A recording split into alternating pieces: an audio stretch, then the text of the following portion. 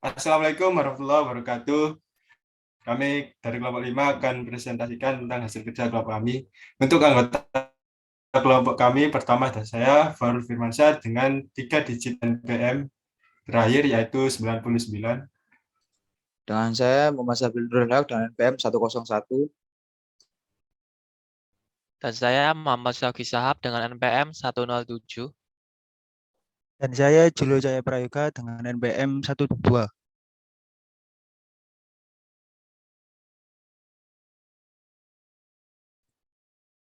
Pengertian RPL. Perangkat lunak adalah objek tertentu yang dapat dijalankan seperti kode, sumber, kode objek, atau sebuah program yang lengkap. Produk perangkat lunak memiliki pengertian perangkat lunak yang ditambahkan dengan semua item dan pelayanan pendukung yang secara keseluruhan dapat memenuhi kebutuhan pemakai. Next.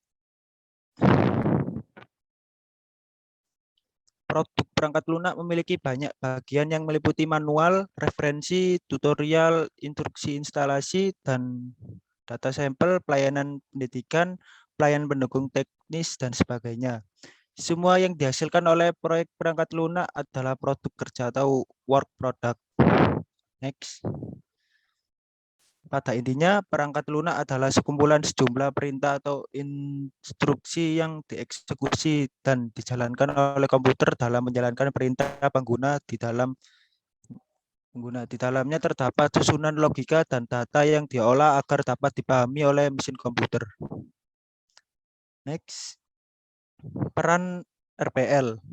Peran perangkat lunak dibagi menjadi dua, yaitu perangkat lunak aplikasi dan perangkat perangkat lunak aplikasi berguna membantu sebuah pekerjaan lebih mudah. Contohnya perangkat lunak Microsoft Word, Adobe Premiere, Visual Studio Code, Winamp, dan masih banyak lagi. Sedangkan perangkat lunak sistem memiliki peran untuk membantu proses dalam sistem untuk mengontrol sumber daya dalam sistem. Perangkat lunak ini tergolong sebagai perangkat lunak pendukung. Contohnya adalah sistem operasi Windows, Linux, dan macOS. Mitos dalam RPL. Mitos dalam RPL terbagi menjadi 3 jenis, yaitu mitos dalam manajemen, mitos customer, dan mitos praktisi. Mitos dalam manajemen. Mitosnya jika kita mempunyai buku rekayasa perangkat lunak atau RPL berisi prosedur untuk pembentukan software, tapi realitanya buku tersebut apakah mengikuti zaman atau sudah ketinggalan zaman. Kedua, mitos customer. Mitosnya jika kebutuhan proyek perangkat lunak yang terus-menerus berubah dapat diatasi karena perangkat lunak itu bersifat fleksibel. Tapi realitanya kebutuhan softwarenya memang berubah, tetapi dampak perubahan itu berbeda dari waktu ke waktu.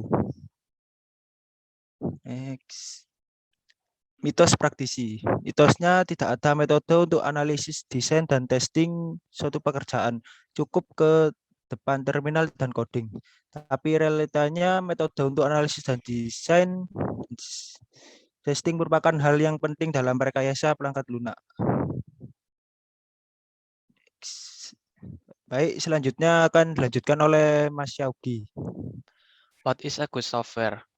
Menurut geekforcegeek.com, perangkat lunak dikatakan sebagai perangkat lunak yang baik berdasarkan pada apa yang ditawarkan dan seberapa baik dia dapat digunakan.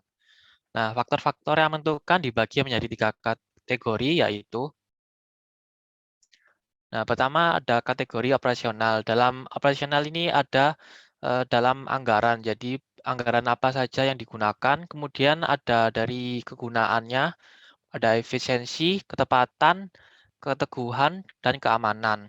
Kemudian dari kategori transisi itu adalah portabilitas, interoperabilitas, usabilitas, dan kemampuan beradaptasi. Kemudian dari faktor pemeliharaannya, yaitu ada modularitas, pemeliharaan, fleksibilitas, dan skalabilitas.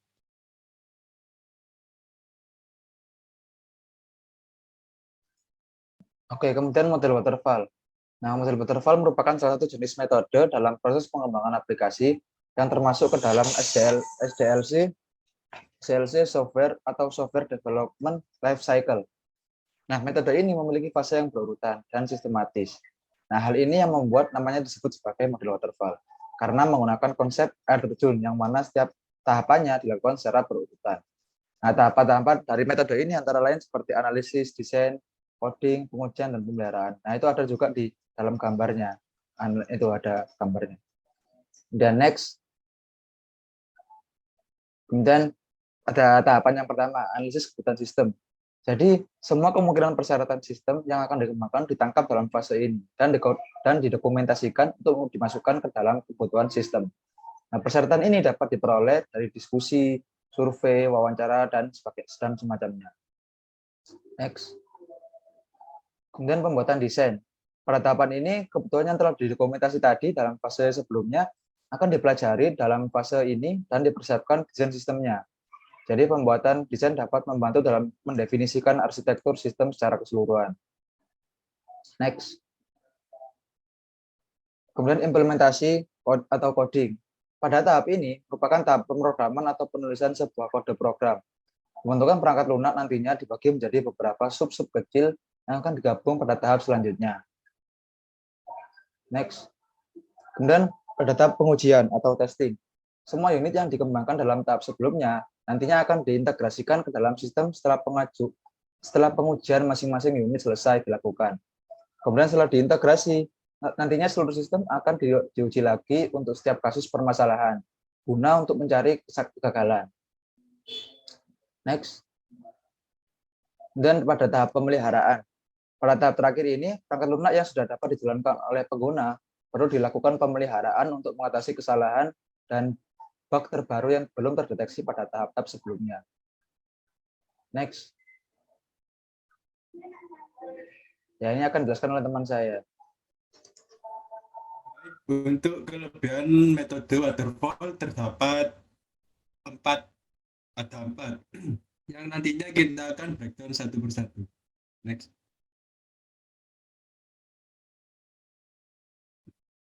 Nah, untuk kelebihan yang pertama, metode waterfall adalah baik dalam dokumentasi.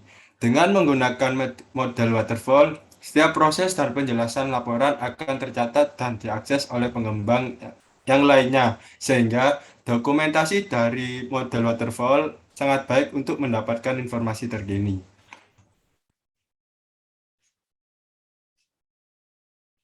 Kemudian, kelebihan yang kedua adalah alur kerja yang jelas. Metode waterfall mempunyai sistem rangkaian yang jelas dan struktur, sehingga anggota tim dapat mengerjakan tugas yang diberikan sesuai dengan bidang keahliannya, serta dapat menuntaskan pekerjaannya dengan alokasi waktu yang sudah ditentukan. Untuk kelebihan metode waterfall yang ketiga adalah cocok untuk perangkat lunak berskala besar. Hal ini dikarenakan pada pembuatan perangkat lunak dengan menggunakan metode waterfall memiliki sumber daya manusia dan mekanisme kerja yang saling bertautan. Dan kelebihan dari metode waterfall yang terakhir adalah output yang jelas. Pada proses awal pengembangan dengan menggunakan metode waterfall, hal ini membutuhkan studi dan kajian data yang nyata, serta menyeluruh, sehingga hasil akhir dari proyek akan sesuai dengan apa yang direncanakan. Selanjutnya, apakah metode waterfall memiliki kekurangan? Jawabannya ya. Next. Untuk kekurangan dari metode waterfall ada 4, yaitu tidak fleksibel, membutuhkan waktu yang lama, sulit melihat gambaran software, dan yang terakhir biaya yang dikeluarkan lebih besar. Next. Kekurangan metode waterfall pertama adalah tidak fleksibel. Metode waterfall tidak fleksibel. Hal ini dikarenakan jika terjadi perubahan di tengah-tengah pembuatan perangkat lunak, maka akan sulit untuk mengganti dan merubah software tersebut. Kemudian, kekurangan yang kedua adalah membutuhkan waktu lama. Karena model ini menganut prinsip linear dan juga terstruktur, membuat proses dalam model ini membutuhkan waktu yang cukup lama. Kekurangan yang ketiga adalah sulit melihat gambaran software. Dalam model waterfall, akan sulit melihat gambaran software pada saat proses pengembangan software. Dan kekurangan yang terakhir adalah biaya yang dikeluarkan lebih besar. Karena dengan sifat yang tidak fleksibel, biaya akan bertambah jika perangkat lunak yang dihasilkan tidak sesuai dengan harapan customer.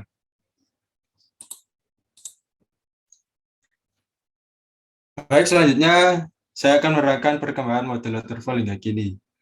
Pada awalnya, waterfall dipresentasikan oleh Herbert D. Bennington di Simpson on Advanced Programming Method for Digital Computer pada tanggal 29 Juni 1956.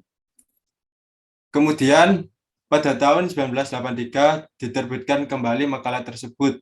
Namun, pada makalah tersebut dijelaskan bahwa tahap-tahap yang dilakukan pada presentasi tersebut tidak terlalu ketat, tidak terlalu spesifik pada cara top-down-nya. Kemudian pada tahun 1970 muncul artikel yang mengutip model waterfall, namun sang penulis tidak menggunakan istilah waterfall. Istilah yang digunakan adalah sequential linear. Artikel tersebut ditulis oleh Winston W. Royce. Penggunaan awal istilah waterfall terdapat dalam makalah Bell and Thayer pada tahun 1976. Kemudian pada tahun 1985, Departemen Pertahanan Amerika Serikat mengadopsi metode waterfall dalam proyek DoD STD 216-7A sebagai standar bekerja mereka. Hingga saat ini, metode waterfall merupakan salah satu metode paling populer yang digunakan oleh para teknik perangkat lunak.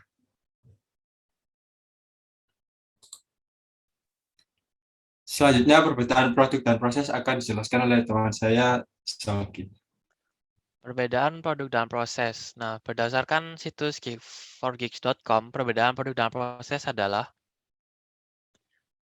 jadi pertama produk. Nah, ini produk ini ada dalam konteks perangkat lunak mencakup perangkat lunak apapun yang dibuat berdasarkan permintaan sang pelanggan atau klien. Nah, produk ini bisa berupa perangkat lunak pemecahan masalah atau sistem berbasis komputer. Nah, proyek perangkat lunak disusun dan dikerjakan adalah produk, sehingga produk adalah hasil dari proyek. Kemudian proses. Proses ini adalah serangkaian langkah-langkah atau sebuah urutan atau struktur rencana yang harus diikuti untuk membuat sebuah proyek. Nah, tujuan utama dari sebuah proses ini adalah untuk meningkatkan kualitas proyek. Proses tersebut berfungsi sebagai template yang dapat digunakan melalui pembuatan contoh-contohnya dan digunakan untuk mengarahkan proyeknya. Kemudian dapat disimpulkan dari perbedaan ini yaitu bahwasannya perbedaan utama antara proses dan produk adalah bahwa proses ini adalah serangkaian langkah yang memandu proyek untuk mencapai produk yang sesuai. Sedangkan kalau produk merupakan hasil proyek yang diproduksi oleh berbagai macam orang, misalnya model, kode sumber, dokumentasi, dan eksekusi.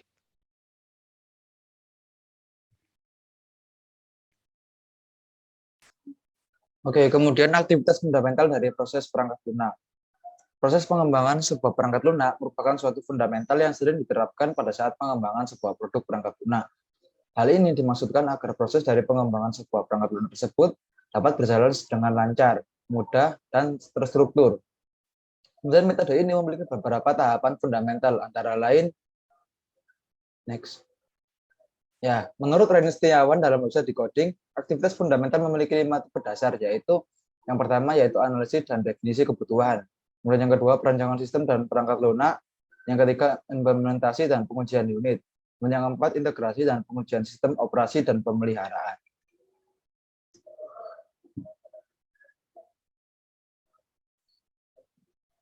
Oke, mungkin sekian dari kelompok kami. Apabila ada salah kata, mohon dimaafkan. Wassalamualaikum warahmatullahi wabarakatuh. Terima kasih.